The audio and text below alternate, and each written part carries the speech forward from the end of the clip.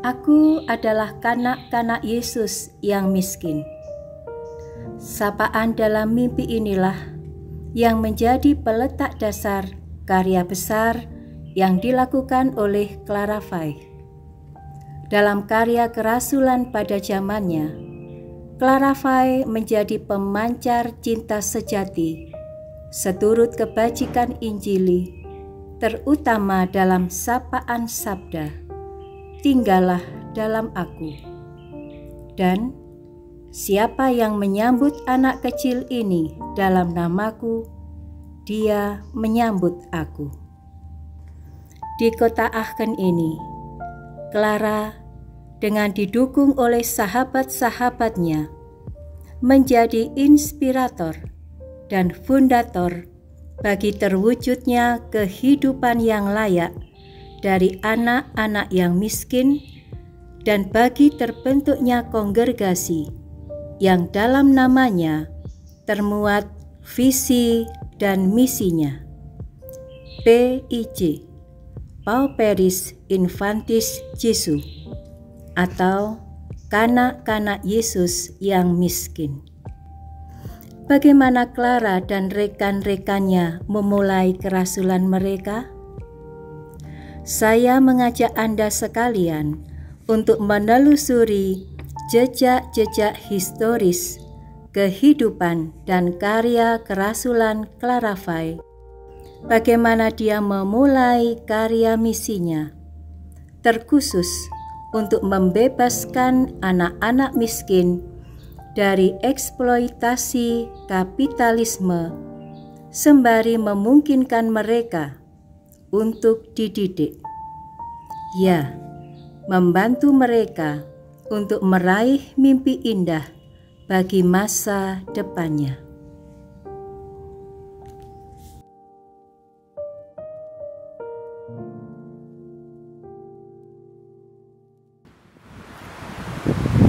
Saat ini saya berada di Bendelstraße.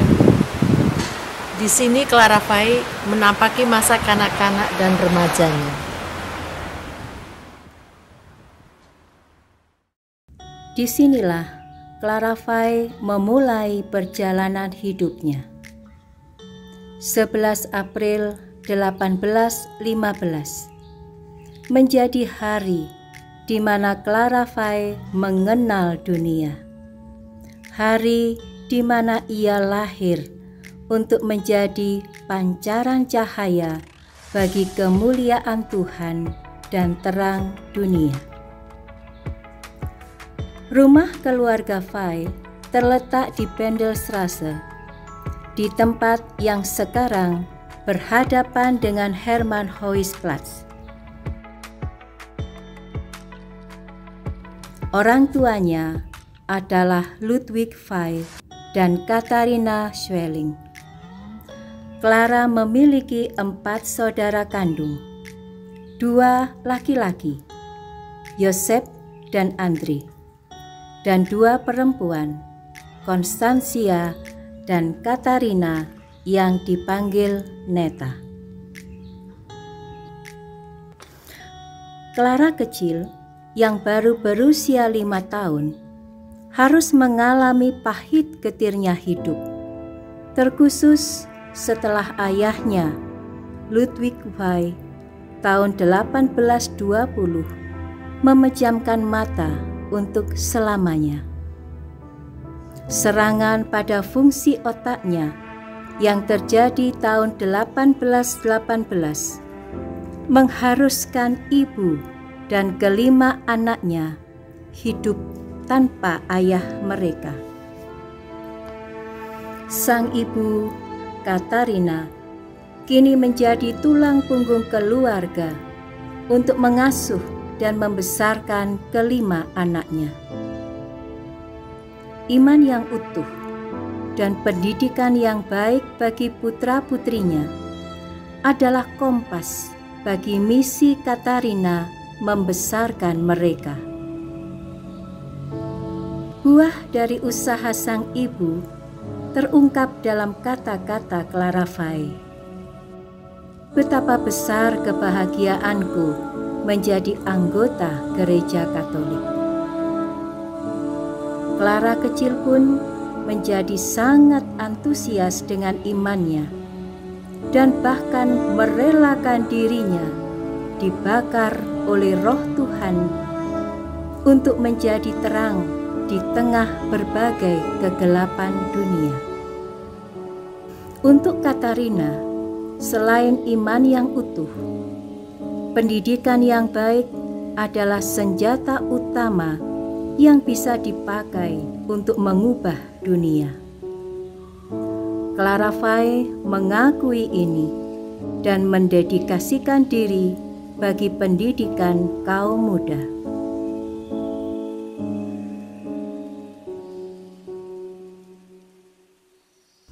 Di bangku sekolah, Clara Fay adalah murid berbakat. Sangat luas pengetahuannya, terutama tentang kitab suci. Peran para gurunya, terkhusus penyair religius bernama Louise Hensel, mengobarkan semangat para remaja putri, tidak hanya dalam bidang sejarah, sastra, dan puisi, tetapi juga iman dan tradisi Kristiani. 3 muridnya, Clara Fay, Franziska Xavier, dan Pauline von Mallinckrodt, masing-masing mendirikan tarekat religius.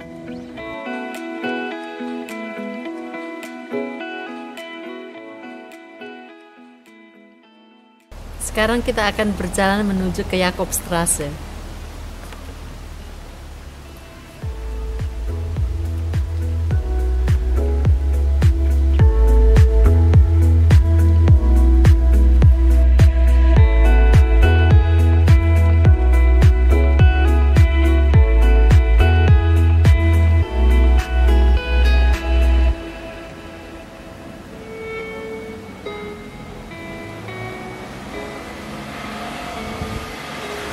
Saat ini saya berada di Jakobstrasse, tepatnya di depan gereja St. Paul yang merupakan gereja paroki keluarga Fay.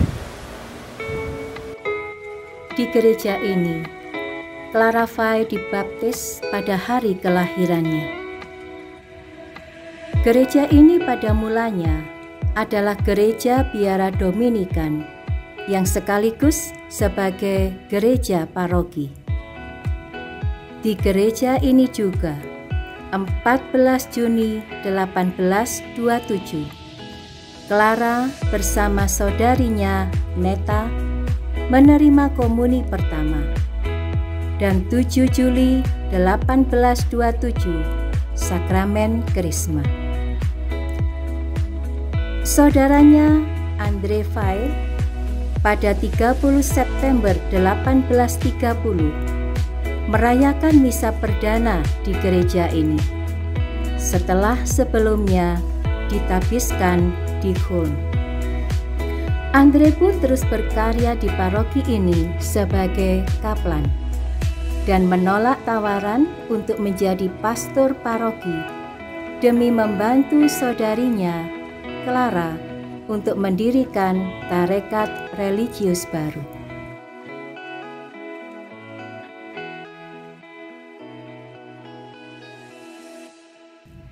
Mimpi dalam tradisi biblis adalah medium perjumpaan dengan Allah, mendengarkan wejangannya dan juga kehendaknya.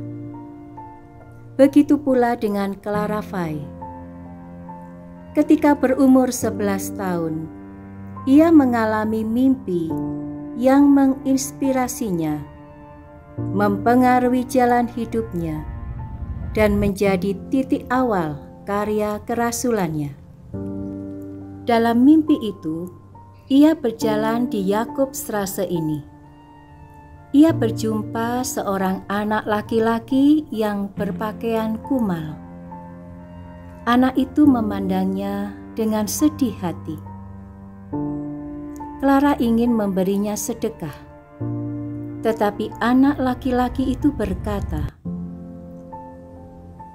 "Aku masih mempunyai banyak saudara kandung yang miskin di kota ini." Clara bertanya, "Di manakah kamu tinggal?" Anak laki-laki itu menunjuk dengan jarinya ke atas, dan Clara tersenyum ramah. "Siapakah namamu?" tanya Clara seterusnya. Anak laki-laki itu berkata, "Aku adalah kanak-kanak Yesus yang miskin." Anak laki-laki itu menghilang, dan Clara terbangun dari tidurnya. Sekarang kita menuju ke van.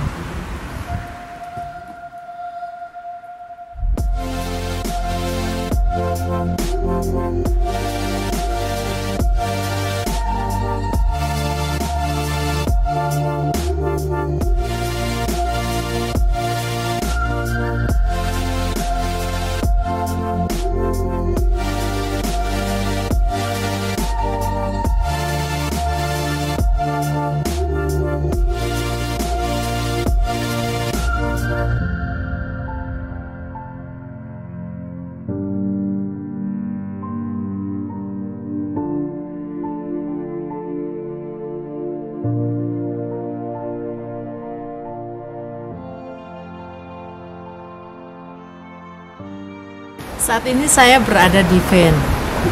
Tempat ini dahulu merupakan sekolah kecil bagi anak-anak miskin.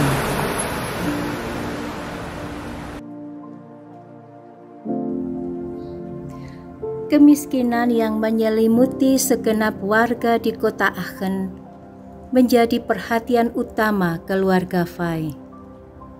Keluarga Fay menjadi inspirator untuk melayani dan membantu orang-orang miskin. Pertemuan rutin setiap hari Minggu dilakukan di rumah keluarga Fay. Imam dan para awam terlibat aktif di dalamnya.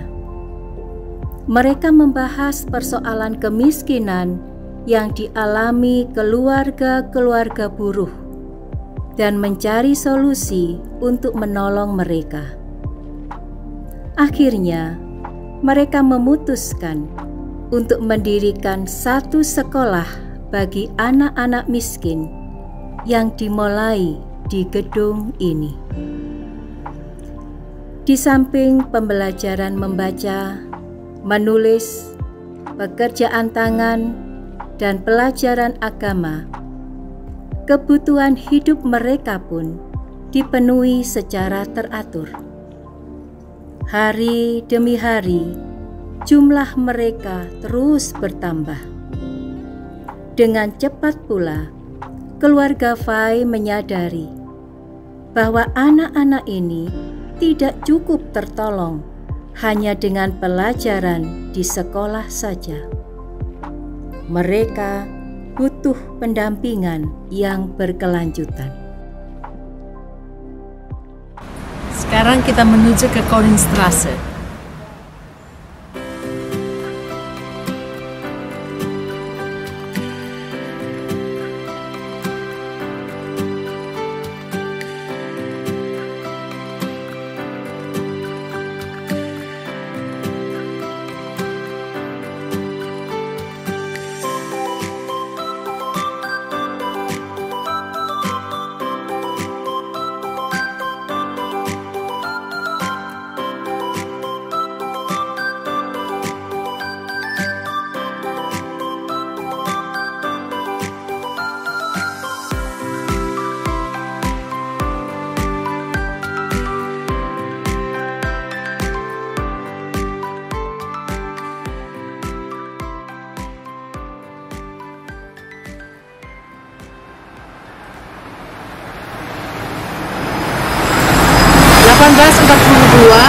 Clara dan para sahabatnya mendapat izin dari pemerintah kota untuk menggunakan ruang sekolah di biara Dominikan ini.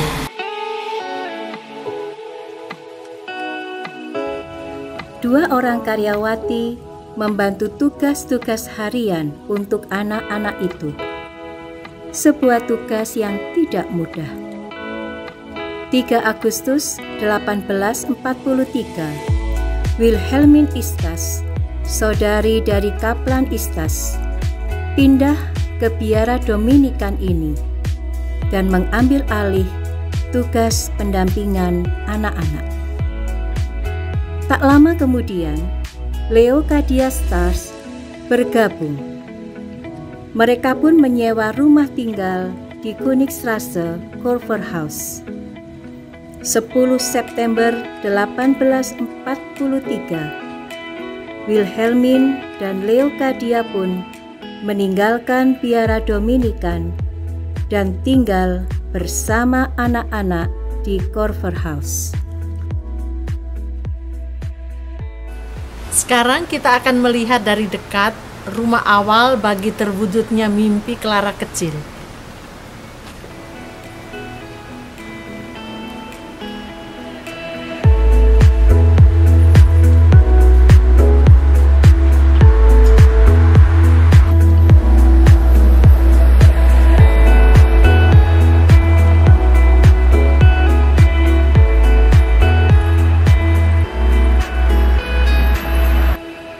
Saya berada di depan Kurfürsthaus.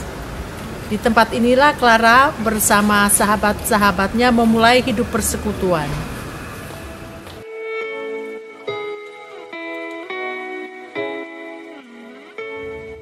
Kegiatan sekolah tetap berjalan di biara Dominikan.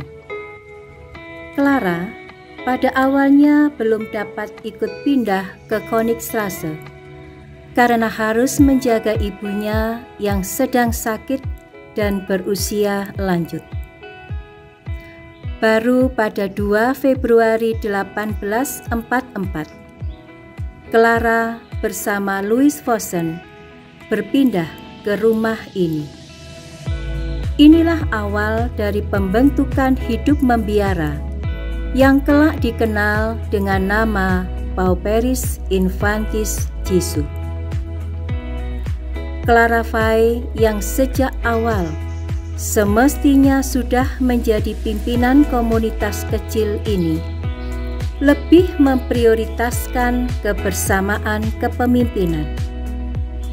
Dan dalam kebersamaan inilah mereka dituntut untuk mencari bentuk kehidupan membiara yang sesuai dengan idealisme mereka.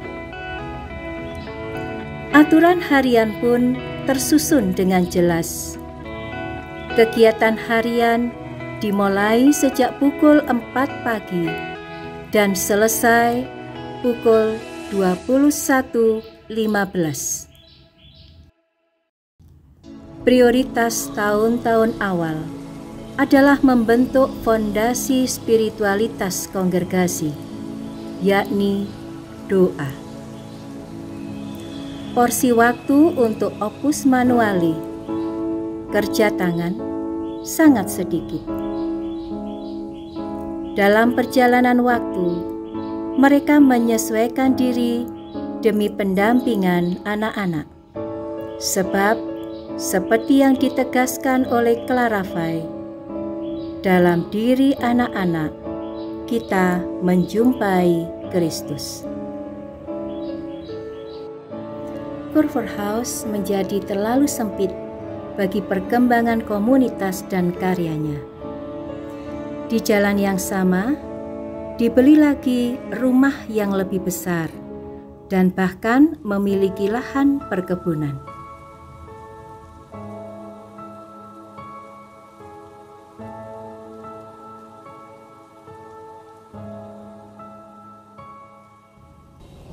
(10 September 1845),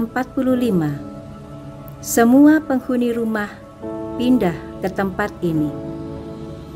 Persediaan ruangan yang cukup akan lebih banyak menampung anak-anak yang benar-benar miskin.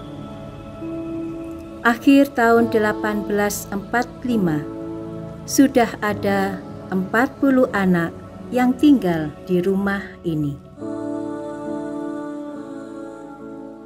Sekarang kita menuju ke Jakobstraße.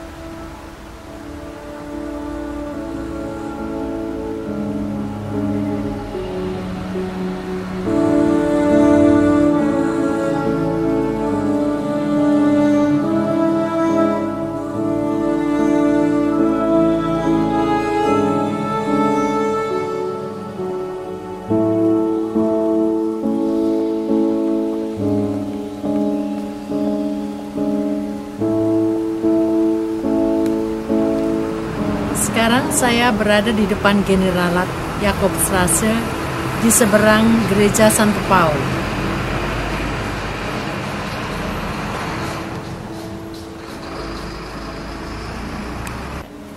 Di tempat inilah dibuka biara PIJ yang pertama.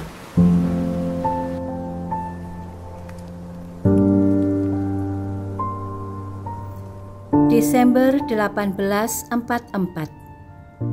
Para suster diminta untuk mengambil alih sekolah paroki Saint Paul.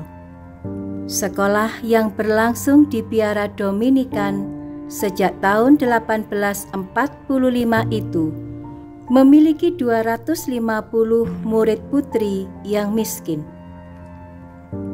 Karena pada tahun 1847 ruangan-ruangan di biara Dominikan tidak boleh dipakai lagi untuk sekolah, maka sekolah paroki ini dipindahkan ke Königstrasse juga. Karena gedung di Königstrasse menjadi begitu sempit, maka harus ditemukan solusi untuk keberlanjutan kegiatan belajar mengajar. Januari 1848, Henry van Houten menawarkan kedua rumahnya di Jakobstrasse dengan harga 25.000 thaler. Salah satu bagian rumahnya adalah bekas kantor pos Belgia, dan bagian yang lain adalah biara Holistinen yang ditutup pada tahun 1806. Hak kepemilikan Henry van Houten hanya sebagian dari keseluruhan bangunan ini, sedangkan bagian yang lain adalah milik saudarinya, Therese Beisel. Keinginan Clara untuk memiliki keseluruhan gedung ini, tugas mulia yang mau diemban oleh para suster, dan tentunya oleh kekuatan doa, melapangkan hati Henry van Houten dan Therese Beisel untuk menjual gedung ini seharga 40.000 thaler. Sebuah harga yang tidak mudah untuk komunitas kecil ini, tapi menjadi berguna bagi terwujudnya kasih Injili. Siapa yang menerima anak kecil ini, ia menerima aku. 14 September 1848, para suster terlebih dahulu menempati rumah di Jakobstrasse. Kemudian, beberapa bulan setelahnya, anak-anak pindah ke tempat ini. Di tempat ini didirikan kapel dan biara, sekolah, serta tempat tinggal untuk anak-anak. 18 Oktober 1848 adalah hari bersejarah bagi suster-suster PIJ.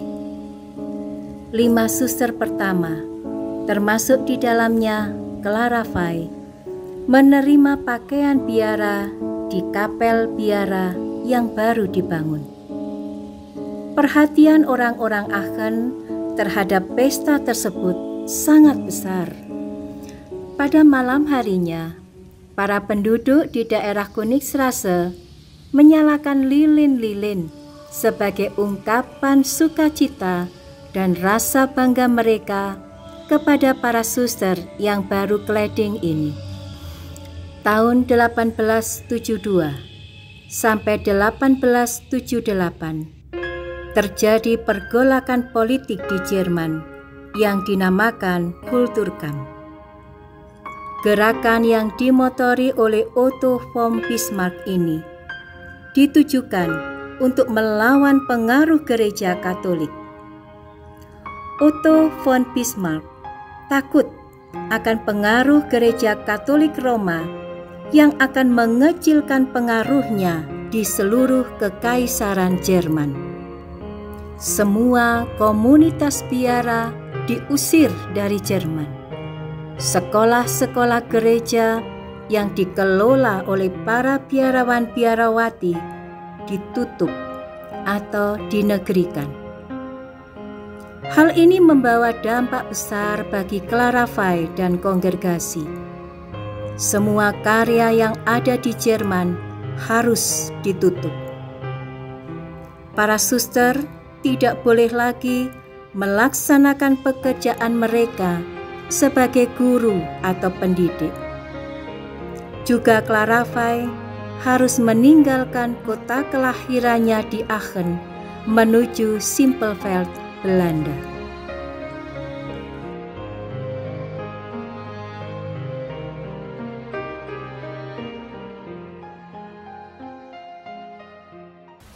Sekarang saya berada di halaman rumah Loreto.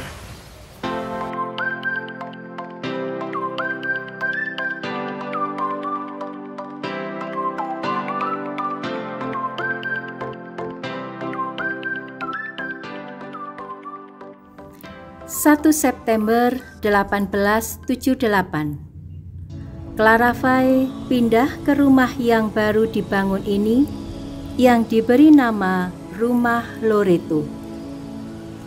Rumah ini berada di Simpelveld, Belanda. Dengan demikian, rumah induk kongregasi tidak lagi di Biara Jakobstrasse, Jerman, melainkan di Simpelveld. Dari rumah induk baru ini, Claravai terus memimpin kongregasi PIJ. Di saat krisis ini, Clara tetap tenang dan tidak gelisah, meskipun semua tampak sebagai kehancuran bagi kongregasi dan bagi karya yang telah ia bangun bersama para suster yang lain. Claravai pun mencari karya-karya kerasulan yang cocok bagi para suster di luar Jerman. Simpelveld yang kini menjadi pusat biara PIJ butuh perluasan. Tahun 1875, Claravai membeli tanah di sini dan memulai pembangunan biara. 2 Oktober 1875 dimulai peletakan batu pertama, dan awal tahun 1878 anak-anak mulai pindah dari Aachen ke rumah baru di Simpelveld ini. Sampai akhir hidupnya, Clara tinggal di rumah Loreto. Di sini, 8 Mei 1894, setelah 79 tahun lamanya, menjadi saksi Kristus bagi mereka yang miskin dan terlantar, Claravai menghembuskan nafas terakhirnya. Ia dimakamkan di pekuburan biara PIJ.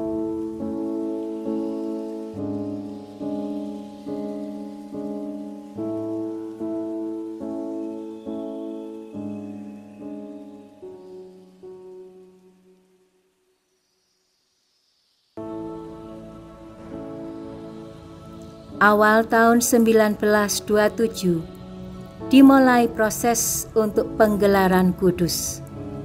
Sehingga tahun 1934, tulang-tulang Claravai diangkat dan dipindahkan ke dalam kapel biara di rumah Loreto.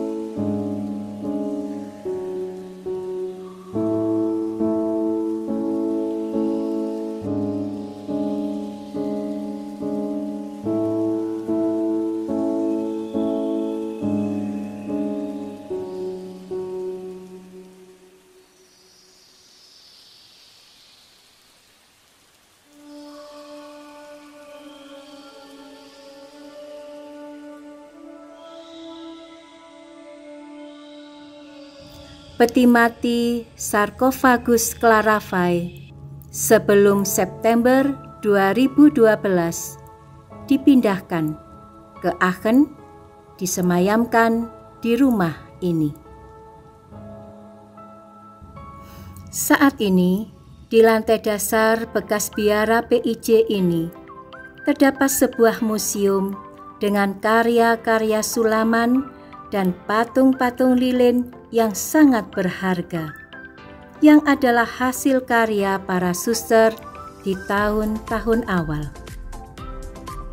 Karya kerajinan tangan ini menjadi sumbangan finansial utama untuk membiayai kehidupan dan pendidikan begitu banyak anak-anak miskin.